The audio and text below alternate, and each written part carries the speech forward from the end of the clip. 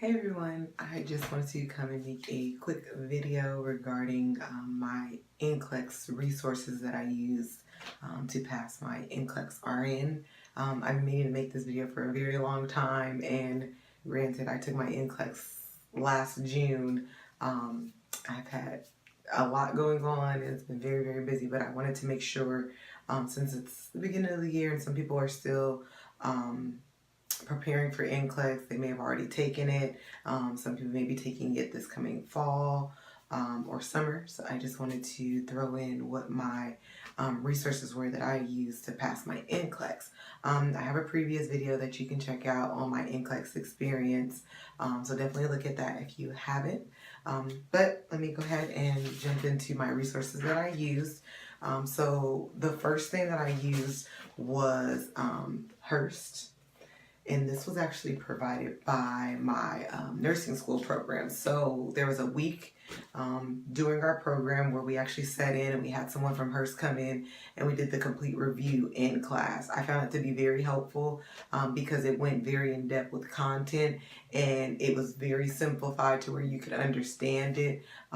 It was also very entertaining to have the instructor who had this kind of catchy accent. So a lot of times you can remember certain things that she said and apply them when studying for your NCLEX, the little things that would stick into your head. So Hearst was very helpful. This is a particular workbook where we actually went in and like filled out everything. So if your school does offer Hearst, I would definitely recommend taking Hearst.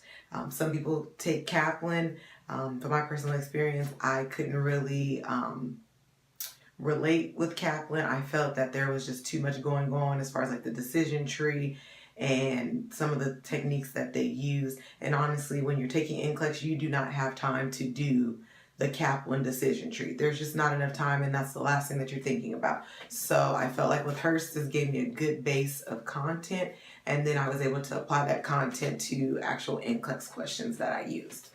Another supplement that I used, say if there was something I really didn't understand, and I honestly used this book throughout nursing school, was Saunders. Saunders was a godsend during nursing school, and I did reference back to it a few times while studying for my NCLEX. So Saunders is a very good supplemental book if you still want to learn some things as far as content or do small reviews.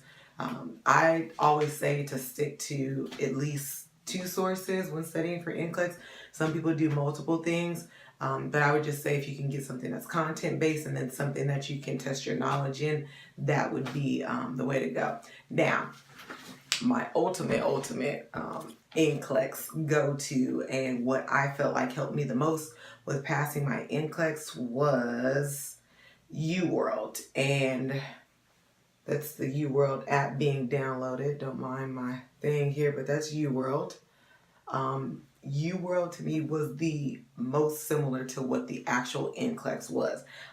It really helped me as far as like the critical thinking part. I felt like the questions actually tested my knowledge on the content. And when I took the NCLEX, I kid you not, I feel like some of the questions were on there and just reworded differently. So I felt like UWorld was the most helpful thing that I could have purchased. So if you do not have UWorld, you can download it on your iPad, also on your phone. I took it with me everywhere that I went. So anytime that I had downtime, I was literally like on my phone on UWorld doing questions. It also gives you like a readiness exam to kind of see where you are and let you know your chances of passing NCLEX.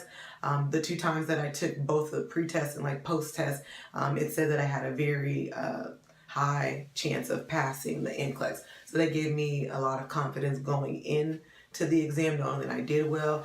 And I would say I tried to do at least 50 to 100 questions a day on UWorld. And then a lot of times what I did was I kind of like developed a calendar. So, you know, just making something with like little boxes in it and then putting in particular days.